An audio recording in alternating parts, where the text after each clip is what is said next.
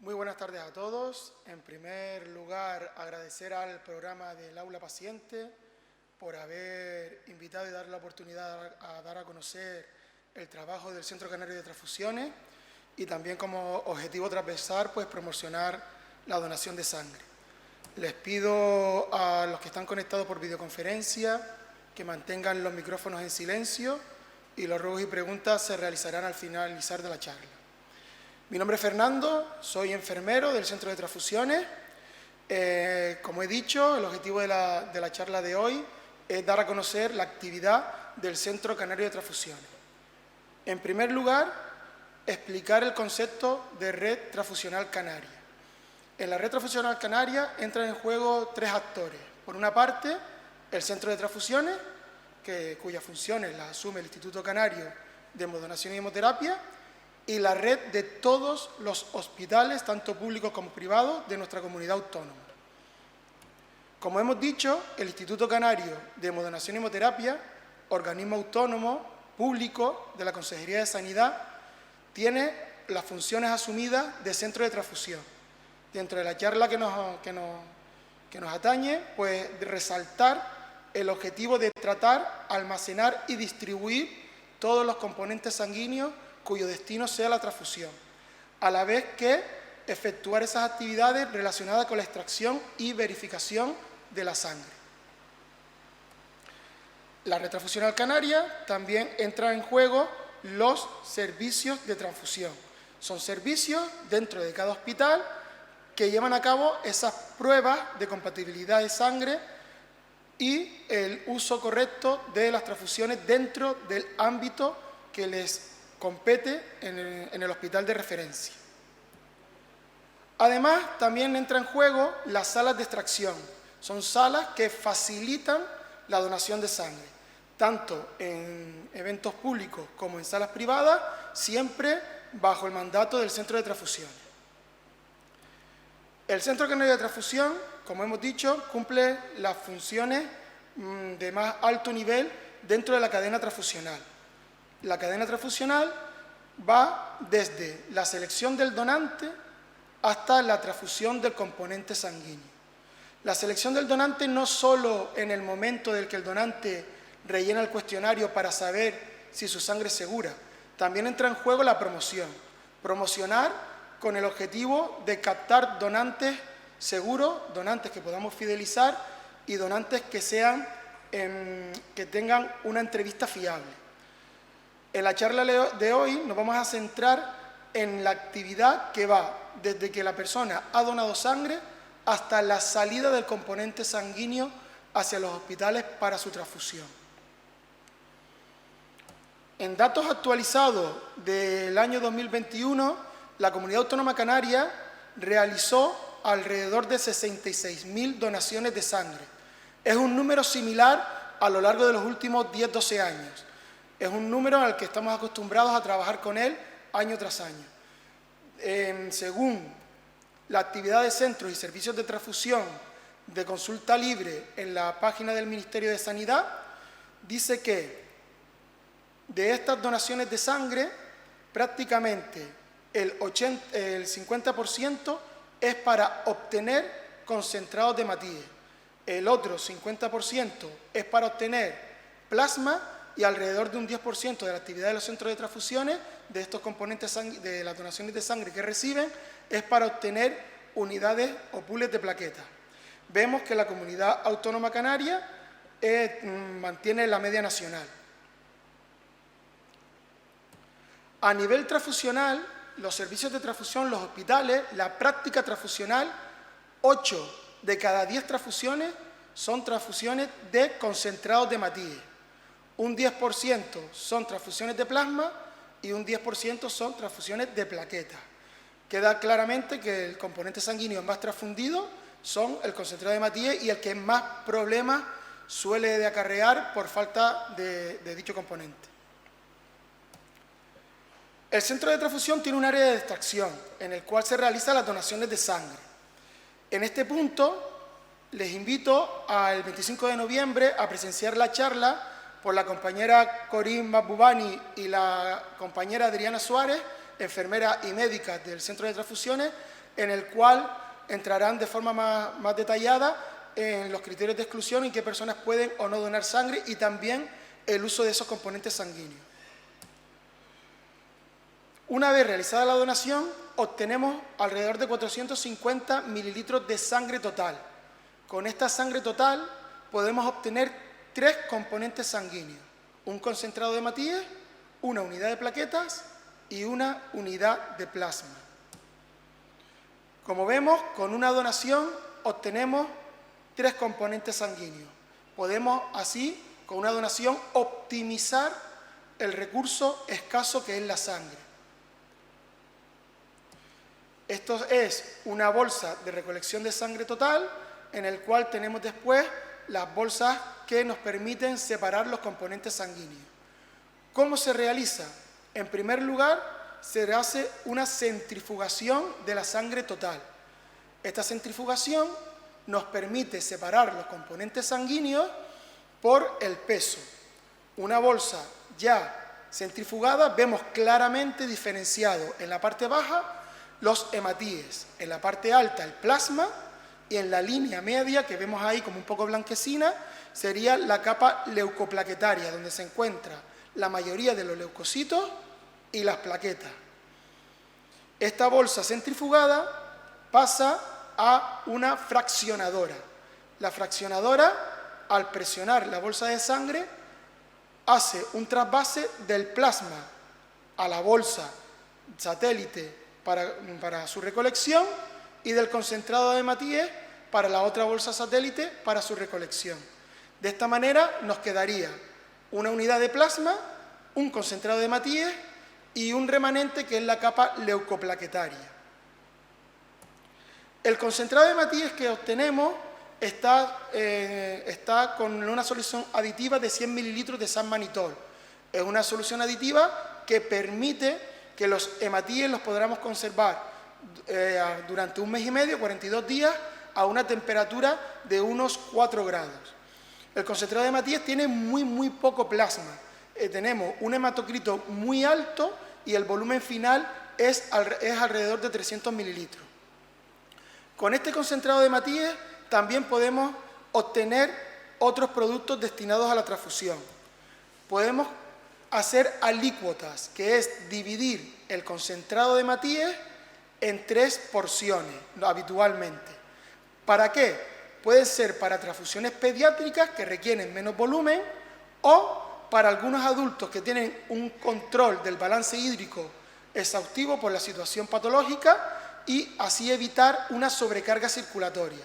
De esta forma, teniendo el concentrado de hematíes en alícuotas, en vez de transfundir 300 mililitros, podemos transfundir 100 mililitros de forma más espaciada en el tiempo. Esto ayuda a evitar una reacción adversa transfusional, que es el edema pulmonar cardiogénico de origen transfusional.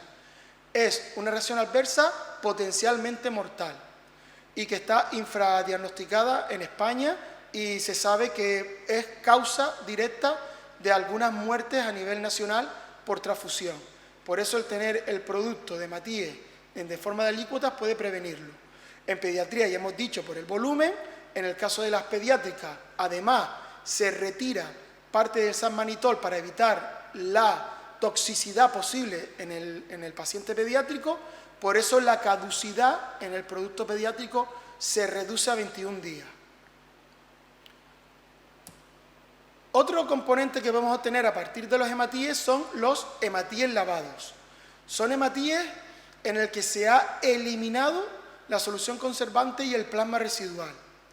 De esta forma conseguimos un componente sanguíneo libre de posibles proteínas que hay en el plasma que pueda dar reacción al paciente transfundido.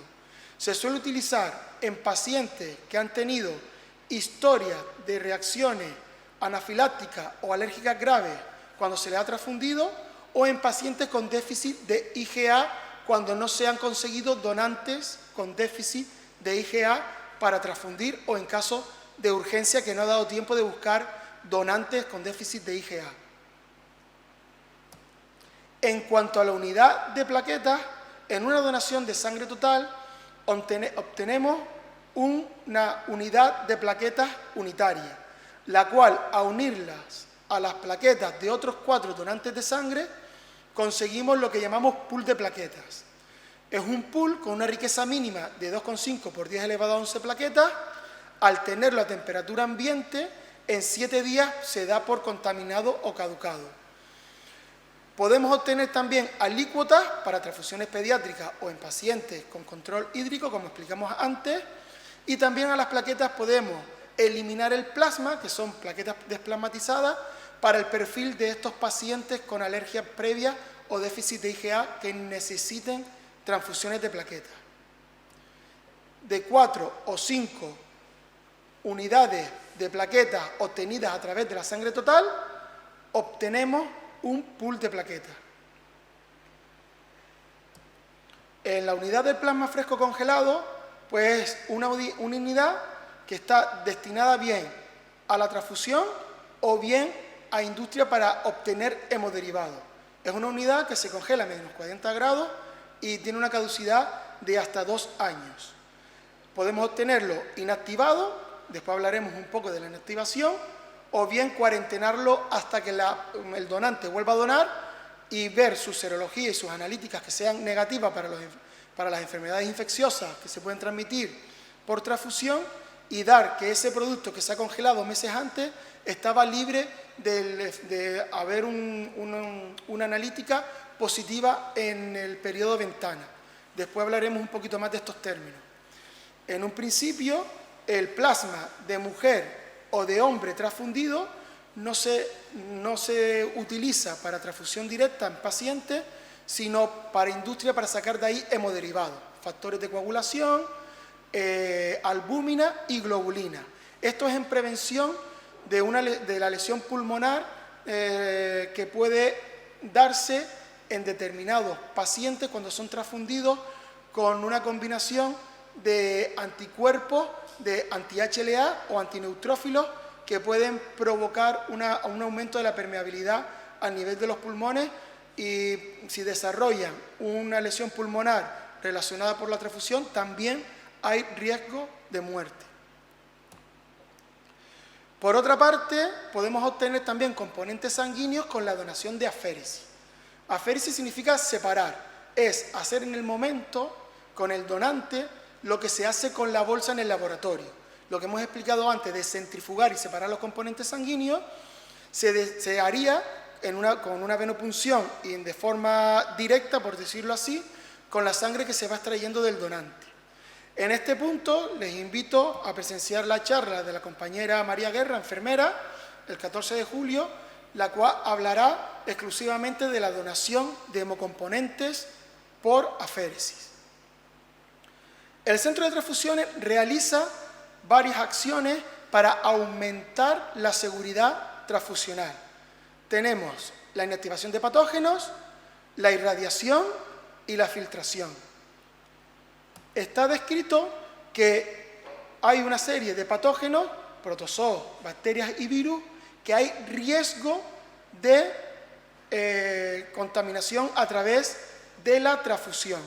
Y tenemos medidas para disminuir o minimizar este riesgo. Por una parte tenemos la inactivación de patógenos, que es una acción en la cual intentamos eliminar, evitando la replicación de la mayoría de las bacterias, de los virus y de los parásitos. Esta técnica además también evita que se inactive o que se repliquen los linfocitos T. Por eso la inactivación no solo previene de posibles infecciones de virus, bacterias y protozoos, sino que también previene de la enfermedad injerto contra huésped transfusional, que es una reacción adversa a la transfusión con un 90% de riesgo de muerte. Es muy grave. Los métodos de inactivación que utilizamos es para las plaquetas con amotosaleno o riboflavina y en el caso del plasma con azul de metileno, amotosaleno o con determinados solventes o detergentes. En el caso del Centro Canario de Transfusiones, inactivamos el 100% de las plaquetas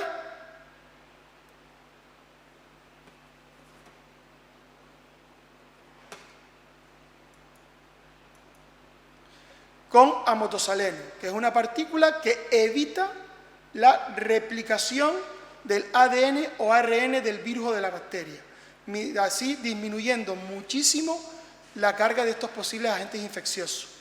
Gracias a la inactivación de las plaquetas, se ha conseguido que la caducidad de las plaquetas pase de 5 a 7 días. Es un 30% más de viabilidad que nos da muchísimo juego al centro de transfusiones a la hora de la distribución de las plaquetas para los pacientes que la necesitan. Luego tenemos la otra medida, que es la filtración.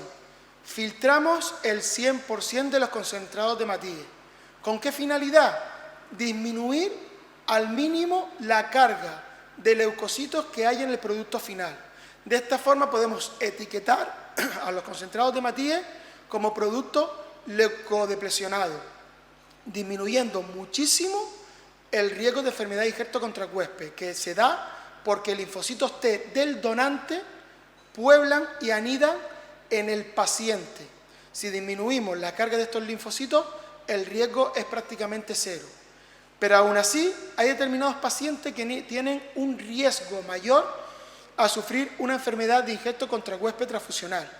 Son pacientes que están inmunodeprimidos o en determinadas combinaciones genéticas entre donaciones de familiares. En estos casos, contamos con un extra para garantizar que el producto sea 100% seguro a nivel transfusional, que es la irradiación. Los concentrados de Matías, bajo petición de los hematólogos para la transfusión de sus pacientes, nos piden que se irradien los concentrados de Matías. Esto consiste en eliminar aún más los leucocitos posibles que haya en el concentrado de Matías tras la filtración, garantizando así la seguridad transfusional en este paciente de riesgo. Luego pasamos, dentro del centro de transfusiones, al área de serología. Las pruebas serológicas son aquellas pruebas en las cuales buscamos un antígeno o buscamos un anticuerpo. Según el Real Decreto 1088/2005, que regula la actividad de los centros de transfusiones, tiene como prueba serológica obligatoria la búsqueda del antígeno de la hepatitis B, de anticuerpos contra el VIH y de anticuerpos contra la hepatitis C, al igual que la serología de la sífilis. El Centro Canario de Transfusiones, además de cumplir con la normativa, también realiza las siguientes pruebas serológicas no obligatorias para así aumentar mucho más la seguridad transfusional. Hacemos marcadores de la hepatitis B anticore y resto de marcadores si tanto el antígeno de superficie como el anticore son positivos. Además, también anticuerpos contra el HTLV. También miramos anticuerpos contra la malaria o contra el Chagas en aquellos pacientes que lo requieran, según su procedencia o según sus viajes. Al igual que también detectamos el antígeno P24 del HIV. Y a todas las muestras realizadas también se hace una determinación del citomegalovirus. Según el informe de actividad de los centros de transfusiones a nivel nacional de 2020, vemos cómo a lo largo de los últimos años las pruebas positivas para el VIH, hepatitis C y hepatitis B de los centros de transfusiones han ido en disminución. Esto pone de manifiesto que se están seleccionando mejor a los donantes, porque cuando se hacen las muestras de las personas que han conseguido donar, vemos que las pruebas positivas para VIH, hepatitis C o hepatitis B han ido disminuyendo. Pero ¿qué pasa con el caso concreto de Canarias? Para el VIH vemos que Canarias ha disminuido la información de los VIH positivos de los donantes, de las personas que consiguen donar, pero estamos por encima de la media nacional. En el caso de la hepatitis C, hemos ido disminuyendo esa diferencia con la media nacional hasta que en 2020 casi estamos más o menos igual. Y en el caso de la hepatitis B, pues estamos en un periodo en el cual estábamos igual que la media nacional y en el año 2020, que es los últimos datos que tenemos, pues estamos un poco por encima.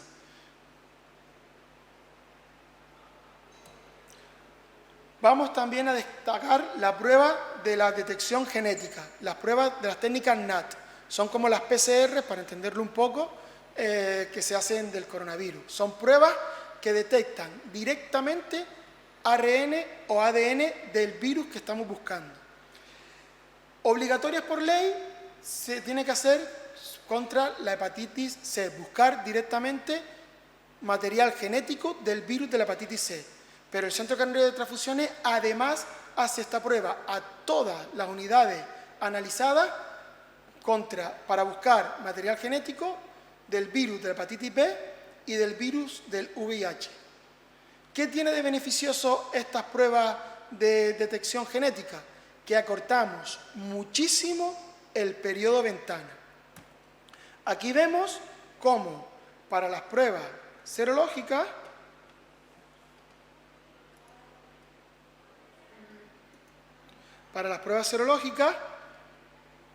vemos que hay un periodo de tiempo entre la infección y que hay para la reacción en el laboratorio. Para que una prueba serológica se detecte el antígeno que estamos buscando o el anticuerpo que estamos buscando, hace falta que pase un tiempo determinado desde la infección.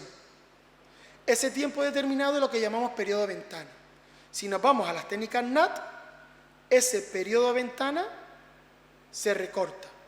Así que cuando hay una infección, el tiempo que pasa para detectarse es más corto en las técnicas NAT que para las pruebas serológicas. Siempre hay un periodo eclipse que no se puede detectar por ninguna de las pruebas, pero en el caso de las técnicas NAT recorta el periodo de ventana. ¿Y cuánto lo recorta? Bueno, nosotros realizamos las técnicas ultraélite, que son las técnicas más avanzadas de las técnicas NAT, de las técnicas de detección de genoma del VIH, de hepatitis C o de hepatitis B.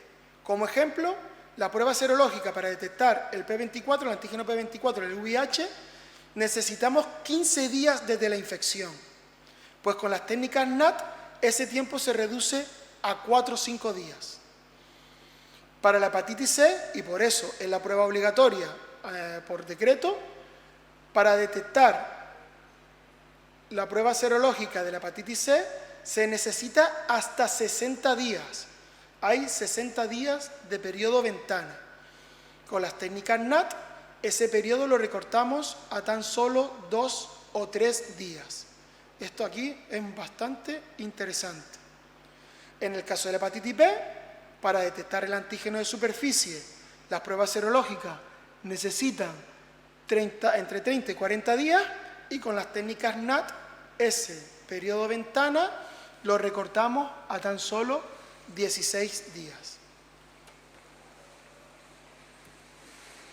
La información de la actividad de centros y servicios de transfusiones a nivel nacional nos dice que las donaciones exclusivamente con NAT positiva, quiere decir que la serología ha sido negativa, estamos hablando de detectar una muestra infecciosa en periodo ventana, para 2020 fue una para el VIH, una para la hepatitis C y 65 para la hepatitis B.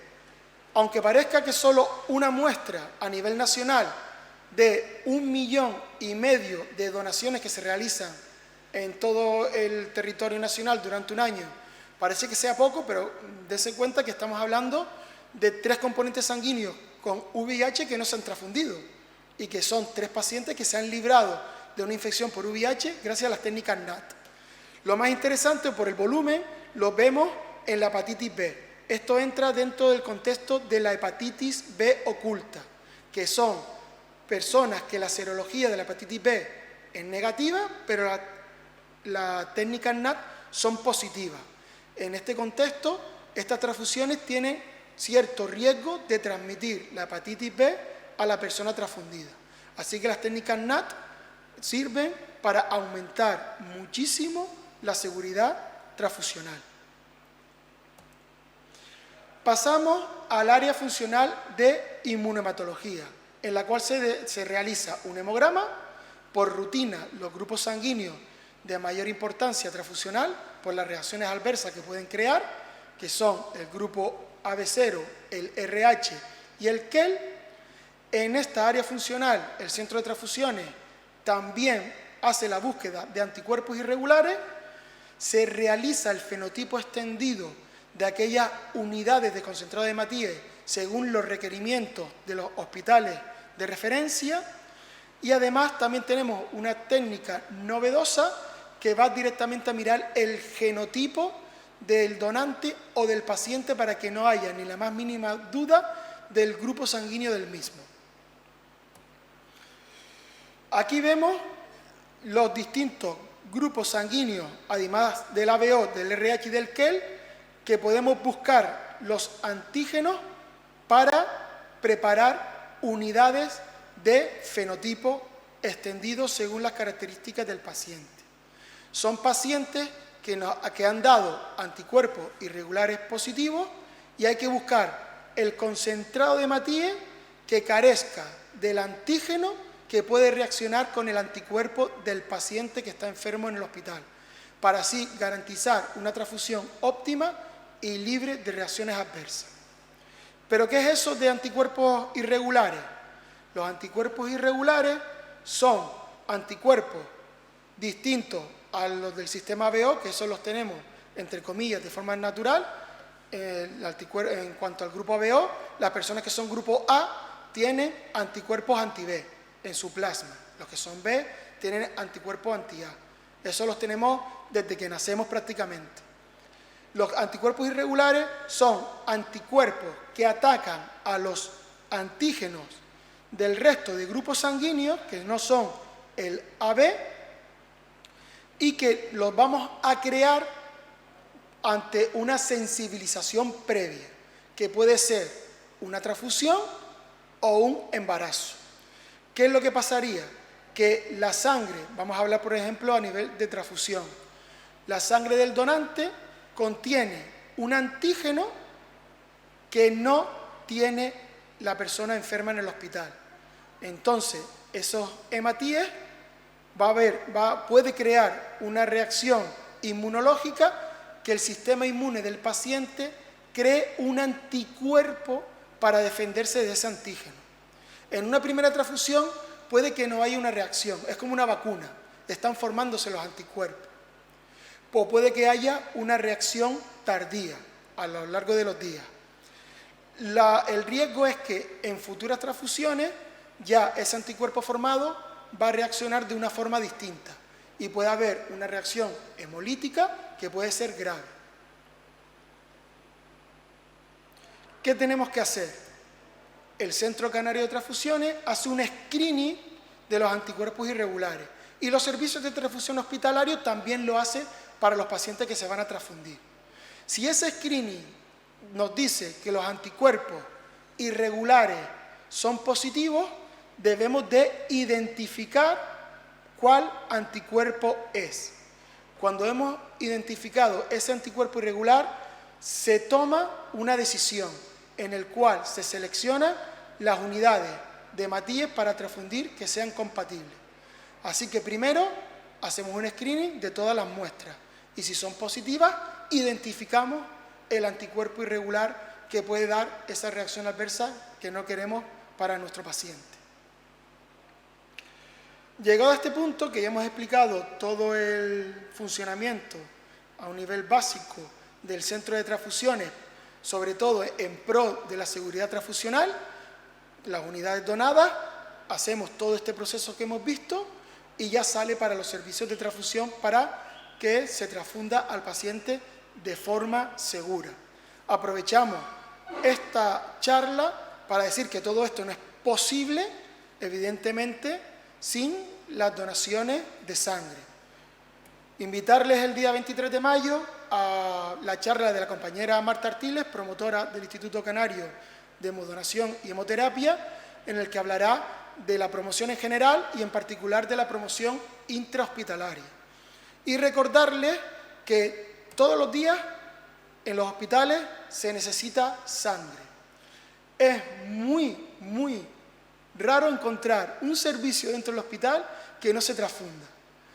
Empezamos desde los laboratorios, desde los quirófanos hasta aquellas plantas especializadas como pueden ser oncohematológicas o de traumatismo, o de postraumáticas, de intervenciones quirúrgicas. En conclusión, que hospitales de primer nivel prácticamente no funcionarían si no hay una transfusión. Recordarles que según el informe de centros y servicios de transfusión, Canarias está por debajo de todas las comunidades autónomas en cuanto a donantes por cada 1000 habitantes año. Hay cierta leyenda de que Canarias es la comunidad autónoma que más dona, o al menos los donantes que se acercan a nosotros así nos lo dicen, y es un error. Canarias está entre las comunidades autónomas que menos sangre se dona. Y en el centro de transfusiones tenemos estipulado que necesitamos 300 donaciones diarias para dar respuesta a las necesidades de nuestros hospitales. Así que aprovechar la charla para invitar a la gente a donar y que este mecanismo que hemos visto hoy de funcionamiento del centro de transfusiones para dar respuesta a los servicios de transfusión de los hospitales, pues se ponga en marcha. Y antes de finalizar la charla, volver a agradecer a todos ustedes la atención prestada, nuevamente dar gracias al programa Aula Paciente por habernos invitado y, cómo no, felicitar a todo el gremio de la profesión enfermera, pues hoy 12 de mayo se conmemora el Día Internacional de la misma. Aquí pues resaltar la profesionalización de los cuidados. Muchas gracias a todos.